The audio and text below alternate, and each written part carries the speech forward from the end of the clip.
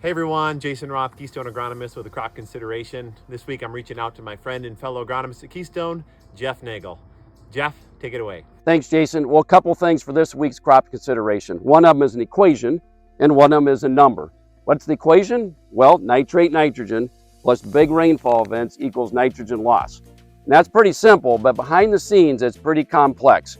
We know this is true when you have nitrate nitrogen and you get frequent rainfall events that saturate the soil. You can have nitrogen loss through a couple of different mechanisms. But there's a lot of things that go into whether that actually takes place. For example, when did you put your nitrogen on? What form of it is it? Did you have a stabilizer? All these things make a contribution to it, so it's very complex. So if you've been in an area where you've had frequent rainfall events and saturated soils, visit with your Keystone specialist to think about modifications that may need to be made to your nitrogen program. The second thing is a number. Well, what is that number? That is the rate that water hemp grows per day, 1 inch. 1 inch per day under good growing conditions. And we've had summer-like conditions in the month of May, and water hemp is growing. So we see breaks on field edges. We see fields with no residual herbicide where the corn or soybeans are at a relatively small stage and need to be sprayed.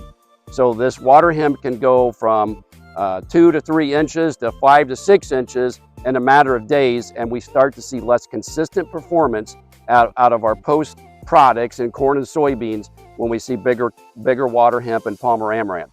So if you're in an area where you need to make some modifications, talk to your Keystone specialist, make sure you got the right adjuvants, the herbicide mixes, any tank mix partners that you need to do, and stay ahead of the water hemp and not get behind.